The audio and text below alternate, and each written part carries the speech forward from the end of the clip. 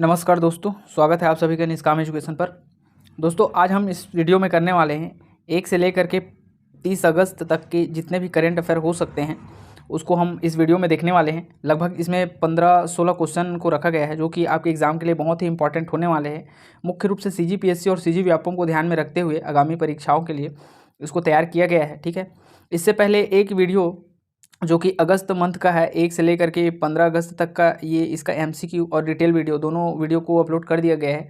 उसे भी आप देखिए और इसको भी देखिए। तो दोनों को देखेंगे तो आपको लगभग अगस्त महीने का सभी जितने भी महत्वपूर्ण फैक्ट हैं जो कि एग्ज़ाम में पूछ सकते हैं वो सभी आपसे बनने शुरू हो जाएंगे। इस सभी का नोट्स भी बना लीजिए और इसे याद रखिए। ठीक है, और एक बात और, अगर इसका आपको PDF चाहिए, ठीक है, PDF चाहिए है तो हमारे टेलीग्राम ग्रुप से कंटिन्यू जुड़े रहिए, आपको बिल्कुल ही वहाँ से फ़ायदा होगा। ठीक है, और सभी कंटेंट जो कि करंट अफेयर से संबंधित है उसमें शेयर किए जाएंगे। ठीक है, तो चलिए बढ़ते हैं अपने क्वेश्चन की तरफ।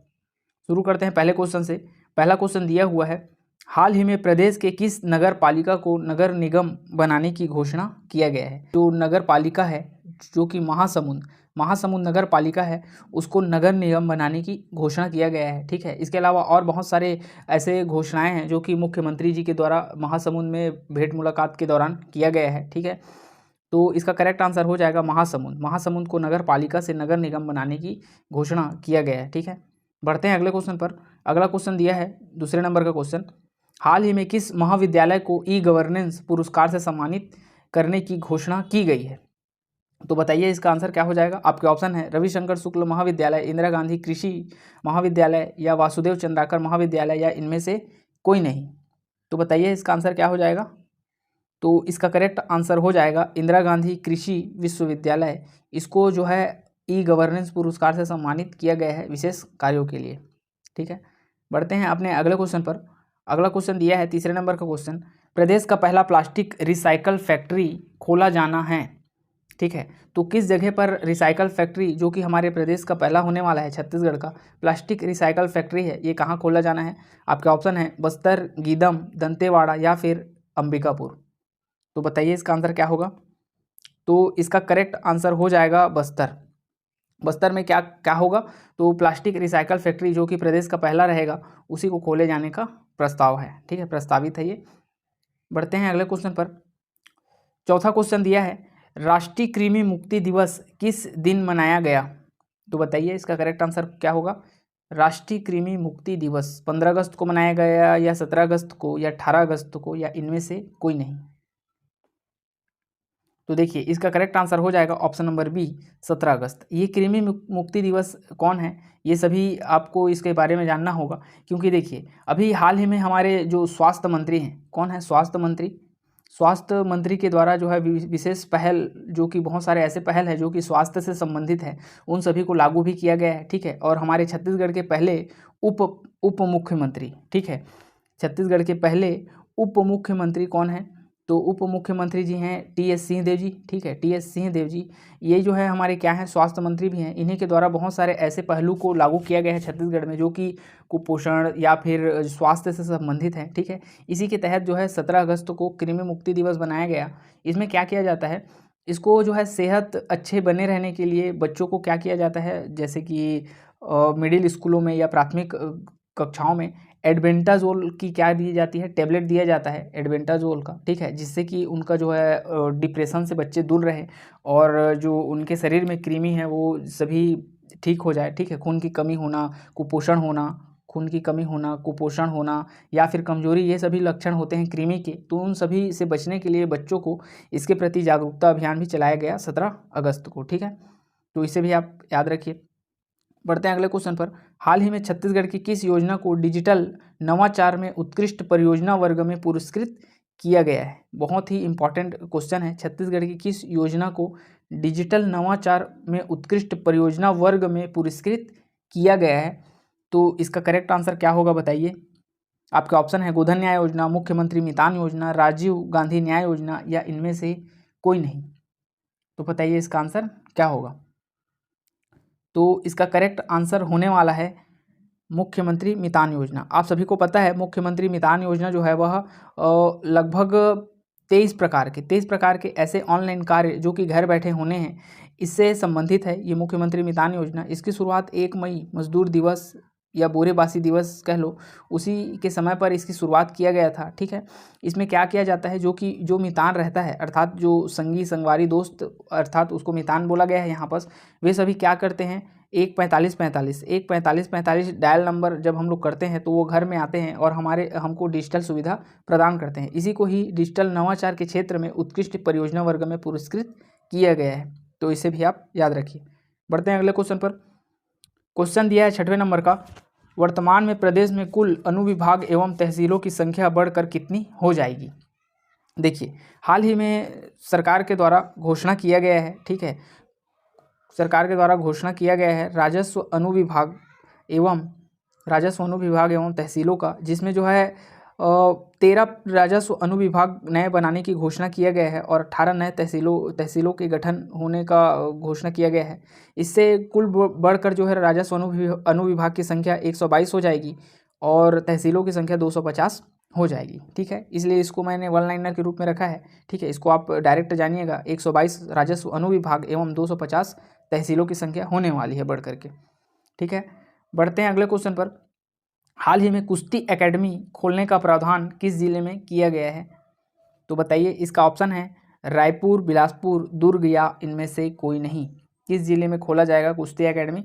देखिए, इस कुश्ती एकेडमी को बजरंग अखाड़ा के नाम से भी जाना जाएगा। ठीक है, बजरंग अखाड़ा, ठीक है, बजरंग अखाड़ा के नाम से भी इस कुश्ती एकेडमी को जाना जाएगा। ये जो है रायपुर में खोला जाएगा। ठीक है, तो इसका correct answer option number A हो जाएगा। देखिए दोस्तों, इसको करेक्ट कीजिएगा, ABCD है। ठीक है, बढ़ते हैं अगले क्वेश्चन पर। 8वें नंबर का क्वेश्चन है, छत्तीसगढ़ का पहला ओपन कास्ट जो कि SACL का सबसे बड़ा कोयला खदान होगा, किस जिले में स्थापित किया जा रहा है। ठीक है, देखिए छत्तीसगढ़ का पहला ओपन कास्ट है, ठीक है, अर्थात जो खुले तौर पर है, तो उसको जो है रायगढ़ में स्थित है पेलमा पहाड़। ठीक है, रायगढ़ में स्थित है पेलमा नामक जगह, इसी का जो कोयला खदान है, इसी को ही पहला ओपन कास्ट SACL का जो कि सबसे बड़ा रहेगा, ठीक है, कोयला खदान, इसी के रूप में स्थापित किया जा रहा है। मतलब बोला जाए तो छत्तीसगढ़ का पहला सबसे बड़ा ओपन कास्ट कोयला खदान तो ये पेलमा रायगढ़ क्षेत्र के अंतर्गत आता है, इसी को ही बनाया जा रहा है। ठीक है, ये SACL का सबसे बड़ा रहेगा। बढ़ते हैं अगले क्वेश्चन पर। 9th नंबर का क्वेश्चन दिया है, छत्तीसगढ़ का पहला गौ माता मुक्ति धाम किस जगह पर बनाया गया है, तो बताइए इसका करेक्ट आंसर क्या हो जाएगा। आपके ऑप्शन है रामानुजगंज, कुनकुरी, तातापानी या बैकुंठपुर, तो बताइए इसका आंसर। तो देखिए, इसका करेक्ट आंसर हो जाएगा ऑप्शन नंबर ए, रामानुजगंज। इस रामानुजगंज जो कि हमारे बलरामपुर क्षेत्र के अंतर्गत आता है, इसी में क्या किया जाएगा, प्रदेश का पहला अर्थात छत्तीसगढ़ का पहला गौ माता मुक्ति धाम जगह खोला गया है। मुक्ति धाम मतलब क्या होता है, जो मरघट होते हैं जहाँ पर शव को जलाते हैं। ठीक है, तो इसमें गौ माता अर्थात जो गौवंश है, ठीक है, जो गौवंश है, इनको क्या किया जाएगा, इनका जो है अंतिम संस्कार यहीं पर किया जाएगा और यह बिल्कुल भी निःशुल्क होगा। ठीक है, ऐसे ही गौवंश जो कि क्या अपने अंतिम समय में रहते हैं या फिर जिनका एक्सीडेंट हो जाता है या किसी कारणवश से वह जो है मृत्यु के कगार पर आ जाते हैं, तो उनको यहाँ पर ले जाया जाएगा और उनका विधिपूर्वक अंतिम संस्कार किया जाएगा। ठीक है, तो ये बिल्कुल ही निःशुल्क होगा। ये छत्तीसगढ़ का पहला है, ठीक है, रामानुजगंज में खोला गया है। बढ़ते हैं अगले क्वेश्चन पर। 10वें नंबर का क्वेश्चन दिया है, हाल ही में नेत्रदान पखवाड़ा कब से कब तक मनाया गया। पखवाड़े का मतलब क्या होता है, पखवाड़े का मतलब होता है 1 से लेकर 15 दिन के भीतर का दिन को पखवाड़ा कहते हैं। अर्थात देखिए, सप्ताह में 7 दिन होते हैं, उसी प्रकार पखवाड़ा में मान लो 15 दिन होते हैं। ठीक है, और महीने में 30 दिन होते हैं लगभग। तो ये जो है नेत्रदान पखवाड़ा कब से कब तक मनाया गया, इसको बोला गया है। इसका करेक्ट आंसर हो जाएगा, देखिए इसको डायरेक्ट याद रखिए, ऑप्शन में मत जाइए। इसका करेक्ट आंसर होगा 25 अगस्त से 8 सितंबर। ठीक है, 25 अगस्त से 8 सितंबर के बीच नेत्रदान पखवाड़ा मनाया जाएगा। ठीक है, इसको आप याद रखिए। बढ़ते हैं अगले क्वेश्चन पर। 11वें नंबर का क्वेश्चन दिया हुआ है, राज्य में पहली बार वेटलैंड मित्र बनाने की घोषणा किया गया है। कितने वेटलैंड जगह को चिन्हांकित किया गया है बोला है। ठीक है, तो देखिए इसका सबसे पहले तो आप जानिए, इसका आंसर ही कर लेते हैं। तो देखिए इसका करेक्ट आंसर हो जाएगा, कितने वेटलैंड जगहों को चिन्हांकित किया गया है, इसके बारे में मैं डिटेल बताता हूँ। उससे पहले हम लोग इसका आंसर कर लेते हैं। इसका आंसर हो जाएगा 35 53 4। ठीक है। देखिए 35-35 को आपको याद कैसे रखना है, 35-35 को 2 बार लिखना है। तो देखिए 35 को पहले सीधा लिखे, उसके बाद 35 को उल्टा लिखो। तो 35 को उल्टा लिखोगे तो 5 3 लिखोगे, उसके बाद 3 के बाद तो 4 आता ही है। तो 35 को पहले सीधा लिख दिए, 35 को फिर उल्टा लिख दो, फिर 4। ठीक है। इस प्रकार इतने वेटलैंड जगहों को क्या किया गया है, चिन्हांकित किया गया है। देखिए अब है क्या ये, इसको देखते हैं। तो देखिए ये जो वेटलैंड का मतलब होता है, इसका मतलब होता है आर्द्र भूमि। ठीक है। आर्द्र भूमि, आर्द्र भूमि ऐसा आर्द्र भूमि जहाँ पर क्या होता है, जो कि हमारे पर्यावरण के क्षेत्र से बहुत ही इम्पोर्टेंट होते हैं, जहाँ पर पक्षियों का रहवास स्थान होता है। ठीक है। या फिर ये जो है वन विभाग के तरफ से महत्वपूर्ण क्षेत्र होते हैं। तो ऐसे क्षेत्रों का चयन किया गया है जो कि हमारे छत्तीसगढ़ में बहुत ही अच्छे जो कि वो हो सकते हैं, अर्थात रहवास के लिए उपयुक्त हो सकते हैं, किनके पक्षियों के लिए, या फिर कुछ ऐसे जगह या वन हो सकते हैं जो कि हमारे छत्तीसगढ़ में बहुत ही इंपॉर्टेंट हो सकते हैं। ठीक है। वहाँ पर विभिन्न प्रकार के वन, पेड़ पौधे भी हो सकते हैं। ठीक है। जीव जंतु भी हो सकते हैं। उन्हीं को संरक्षित करने के लिए ये आर्द्र भूमि मित्र बनाया गया है। ठीक है। आर्द्र भूमि मित्र बनाया गया है, अर्थात इनको सहेजने के लिए। ठीक है। अर्थात किसी भी पक्षी का या जीव जंतु का शिकार ना हो। ठीक है। प्रदूषण नहीं ना फैले उस जगह पर। ठीक है। वो उनको एक प्रकार का विशिष्ट इकोसिस्टम प्रदान किया जा सके, इसलिए इस वेटलैंड मित्र को बनाया गया है। ठीक है। तो आपको समझ में आ गया होगा। 150 प्रकार के पक्षियों का रहवास स्थान हमारे छत्तीसगढ़ में होता है ठंड के समय में। ठीक है। ये पक्षी जो है बहुत विदेशों से आते हैं, तो इन्हीं पक्षियों को संरक्षित करने का भी इसका उद्देश्य है। ठीक है। चीन, मंगोलिया, ऑस्ट्रेलिया, ये सभी क्षेत्रों से आते हैं यहाँ पर विशेष प्रकार के पक्षीगण। ठीक है। तो इस डाटा को आप याद रखिएगा, वेटलैंड मित्र बनाया गया है। ठीक है। क्यों बनाया गया है मैंने आपको बता दिया। बढ़ते हैं अगले क्वेश्चन पर। 12वें नंबर का क्वेश्चन दिया है, विश्व हाथी दिवस पर गज गौरव राष्ट्रीय पुरस्कार से किन्हें सम्मानित किया गया है। विश्व हाथी दिवस पर गज गौरव राष्ट्रीय पुरस्कार से किन्हें सम्मानित किया गया है। तो बताइए इसका करेक्ट आंसर क्या होगा। तो इसका करेक्ट आंसर हो जाएगा दीपक शर्मा। ठीक है। दीपक शर्मा जो कि कहाँ के हैं, महासमुंद के हैं। ठीक है। जो कि कहाँ के हैं, तो महासमुंद के हैं। इन्हें ही क्या किया गया है, तो गज गौरव राष्ट्रीय सम्मान से सम्मानित किया गया है। ठीक है। देखिए जो हमारे छत्तीसगढ़ के वन मंत्री हैं, वन मंत्री कौन है, तो देखिए आप मुझे कमेंट करके बताइएगा कि हमारे छत्तीसगढ़ के वन मंत्री कौन है। ठीक है। बहुत ही आसान है। तो वन मंत्री, इन्हीं वन मंत्री के द्वारा जो महासमुंद के जो वन रक्षक हैं, महासमुंद के जो वन रक्षक है, जिसका नाम क्या है, दीपक शर्मा, इसी को सम्मानित किया गया है राष्ट्रीय गज गौरव राष्ट्रीय सम्मान। ठीक है। हमारे वन मंत्री के द्वारा। तो छत्तीसगढ़ के वन मंत्री कौन है, इसे आप कमेंट करके बताइएगा। ठीक है। देखिए ये जो पुरस्कार है वह उड़ीसा के भुवनेश्वर में प्रदान किया गया था। बढ़ते हैं अगले क्वेश्चन पर। खारून नदी शिवनाथ नदी से किस स्थान पर मिलती है। तो देखिए दोस्तों, ये जो है कोई करेंट अफेयर का टॉपिक नहीं है। हाल ही में ये जो खारून नदी है, ये जो है थोड़ा सा फेमस हुआ था। ठीक है। अभी बीच में बहुत सारे तीर्थ स्थानों के लिए, या फिर बोला जाए तो ये जो है हमारे छत्तीसगढ़ की राजधानी रायपुर जो है इसी के तट पर स्थित है, इसलिए यहाँ पर कुछ विशेष झांकी का आयोजन किया गया था हाल ही में, इसलिए ये प्रसिद्ध हुआ था। ठीक है। इसलिए यह चर्चे में था। खारून नदी जो कि शिवनाथ नदी की सहायक नदी है, शिवनाथ नदी की महत्वपूर्ण सहायक नदी है। ठीक है। तो देख लेते हैं इसके बारे में। इसका करेक्ट आंसर हो जाएगा सोमनाथ। ठीक है। सोमनाथ में क्या होता है, ये खारून नदी मिलती है। खारून नदी का उद्गम जो है पटेचुआ की पहाड़ी से होता है। ठीक है। पटेचुआ की पहाड़ी से होता है, जो कि कहाँ है, बलौदा बाजार में, जो कि है बालोद जिला में है। बालोद जिला के पटेचुआ से इनका उद्गम होता है, और ये जा करके सोमनाथ स्थान पर, जो कि शिमगा के आसपास पड़ता है, सोमनाथ उसी पर ही शिवनाथ नदी से क्या हो जाता है, ये मिल जाता है। इसकी लंबाई जो है 250 किलोमीटर है। ठीक है। 250 किलोमीटर है, और जो अपना रायपुर शहर है इसी के तट पर बसा हुआ है।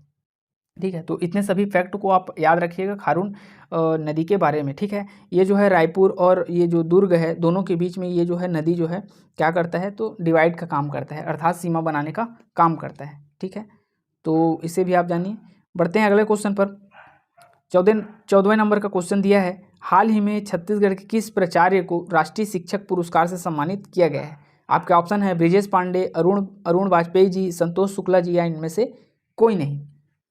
तो किस प्राचार्य को राष्ट्रीय शिक्षक पुरस्कार से सम्मानित किया गया है, तो बताइए। देखिए राष्ट्रीय शिक्षक पुरस्कार जो है प्रतिवर्ष 5 सितंबर जो कि क्या है, तो शिक्षक दिवस है। ठीक है। शिक्षक दिवस के अवसर पर, जो कि 5 सितंबर को पड़ता है, इसी दिन जो है द्रौपदी मुर्मू, जो कि हमारे भारत की क्या हैं, अभी वर्तमान में राष्ट्रपति जी हैं, इन्हीं के द्वारा सम्मानित किया जाता है, सम्मान दिया जाता है। हमारे छत्तीसगढ़ के इस प्राचार्य ब्रिजेश पांडे जी को चुना गया है राष्ट्रीय शिक्षक पुरस्कार के लिए। ठीक है, ये आत्मानंद विश्वविद्यालय जो कि अंग्रेजी माध्यम के आत्मानंद विश्वविद्यालय हैं जो कि अंबिकापुर है।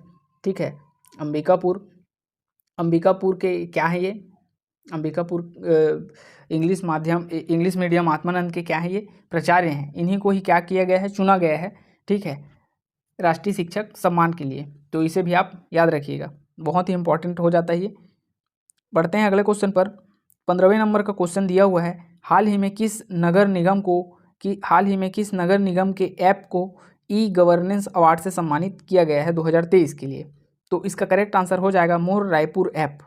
ये मोर रायपुर ऐप को जो है सम्मानित किया गया है ई गवर्नेंस के लिए, अर्थात जो डिजिटल के क्षेत्र है। ठीक है, डिजिटल के क्षेत्र है, अच्छे कार्यों के लिए है, सिटी के लिए है, इसके लिए सम्मानित किया गया है मोर रायपुर ऐप को। इसके अलावा 2 श्रेणी में और पुरस्कार दिया गया है।